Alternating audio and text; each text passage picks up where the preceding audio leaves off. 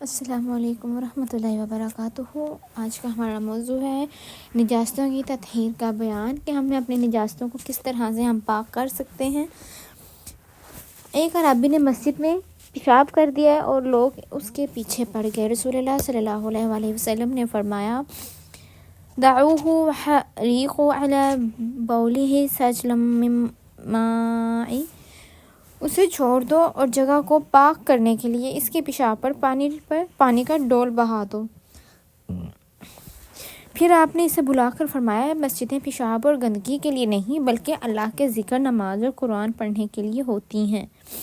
اب یہاں پر ایک بات آ جاتی ہے کہ وہاں پر بیت الخلاء بھی ہوتے ہیں، وہ اس ایریے کو الگ رکھا جاتا ہے، ٹھیک ہے، اور جہاں پر نماز پڑھی جائے اس ایریے سے، ٹھیک ہے۔ نماز کا حصہ بہت دور ہوتا ہے اور جو بیت الخلاء ہوتا ہے وہ اس جگہ سے بہت دور۔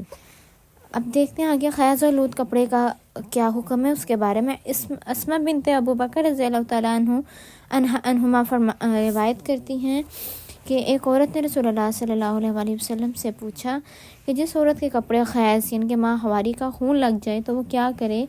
آپ نے فرمایا، اسے کھرچ لے، پھر چٹکیوں سے مل کر پانی سے دھو لے، پھر اس میں نماز ادا کر لے۔ یعنی کہ یہاں تک حکم ہے کہ ہم اس کپڑے کو پاک کر کے اس حصے کو جہاں پر خون لگا ہے ہم نماز پڑھ سکتے ہیں۔ منی کا دھونا، امی عائشہ رضی اللہ تعالیٰ عنہما فرماتی ہیں کہ میں رسول اللہ صلی اللہ علیہ وآلہ وسلم کے کپڑے سے منی دھو ڈالتی تھی اور آپ اس کپڑے میں نماز پڑھنے تشریف لے جاتے تھے، جبکہ دھونے کا نشان کپڑے پر ہوتا تھا، مطلب یہ کہ کپڑا گیلا ہی ہوتا تھا۔ شیر خوار بچے کا پیشاب، ام قیس رضی اللہ تعالیٰ عنہما اپنے چھوٹے شیر خوار بچے کو جو ابھی کھانا نہیں کھاتا تھا رسول صلی اللہ علیہ وآلہ وسلم کے پاس لائیں اور آپ نے اسے اپنی گود میں بٹھا لیا۔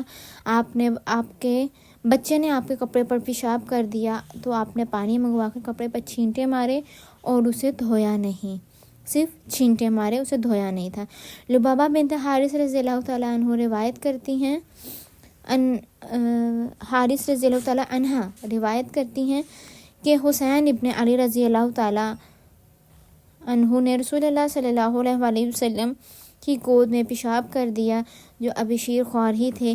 میں نے عرض کی کوئی اور کپڑا پہن لیں اور یہ تہبند مجھے دے دیں تاکہ میں اسے دھو دوں، تو آپ نے فرمایا لڑکی کا پیشاب دھویا جاتا ہے اور لڑکے کے پیشاب پر چھینٹے مارے جاتے ہیں۔ یعنی کہ لڑکی کے ساتھ ظاہر سی بات ہے اس کو خیز کا مسئلہ ہوتا ہے، پھر اس کے بعد اس کے اندر جو اور بھی جو مسائل ہوں ان کی وجہ سے عورت کے یعنی کہ لڑکی کے پیشاب کو ناپاک قرار دیا گیا ہے کہ اسے دھونا ضروری ہے، اور لڑکی کے ساتھ کیونکہ ایسا کوئی مسئلہ نہیں ہے تو اس وجہ سے اس کے پیشاب پر صرف چھینٹے مارے جاتے ہیں۔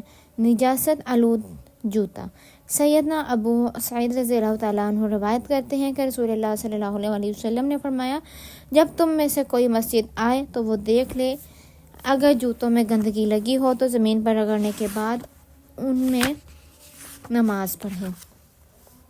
یعنی کہ اگر جوتے گندے ہیں تو ان کو صاف کرنے کے بعد نماز پڑھیں، لیکن بہتر یہی ہے کہ اس کو نماز پڑھنے کی جگہ سے دور اتارا جائے۔ کتے کا جھوٹا، سیدنا عبداللہ بن مغفل رضی اللہ تعالیٰ عنہ سے روایت ہے، رسول اللہ صلی اللہ علیہ وآلہ وسلم نے فرمایا اگر کتا کسی کے برتن میں منہ ڈال جائے یا بعض روایات کے مطابق پانی پی لے تو برتن کو 7 بار پانی سے دھو ڈالے اور پہلی بار مٹی سے مانجھے۔ یعنی کہ پہلی بار مٹی سے مانجھنا ہے، اس کو صاف کرنا ہے، دھونا ہے، پھر 6 مرتبہ پانی سے دھونا ہے۔ مردار کا چمڑا، میمونہ رضی اللہ تعالیٰ عنہ کی بکری مر گئی جو ان کی لونڈی کو کسی نے صدقے میں دی تھی۔ نبی کریم صلی اللہ علیہ وآلہ وسلم نے اس کے پاس سے گزرے اور پوچھا کہ تم نے اس کا چمڑا اتار کر رنگ کیوں نہیں لیا تاکہ اس سے فائدہ اٹھاتے؟ لوگوں نے کہا وہ تو مردار ہے۔ آپ نے فرمایا اس کا صرف کھانا حرام ہے۔ یعنی کہ وہ جو مری ہوئی بکری تھی وہ مردار تھی، لیکن اس کی جو سکن تھی، اس کا جو چمڑا تھا، سکن یعنی کہ وہ صرف استعمال کی جا سکتی ہے، بہت سے اس کے استعمال میں بہت سے طریقوں سے لایا جا سکتا ہے۔ ام المومنین سودا رضی اللہ تعالیٰ عنہما نے فرمایا کہ ہماری بکری مر گئی، ہم نے اس کا چمڑا رنگ کر مشک بنا لی، پھر ہم نے اس میں نبیذ یعنی کہ کھجور کا مشروب بناتے رہے یہاں تک کہ وہ پرانی ہو گئی۔ نبی کریم صلی اللہ علیہ وآلہ وسلم نے درندوں کے کھال استعمال کرنے سے منع فرمایا ہے۔ یعنی کہ شیر کی اور جو خونخوار جانور ہیں ان کی. بلی کا جوٹا.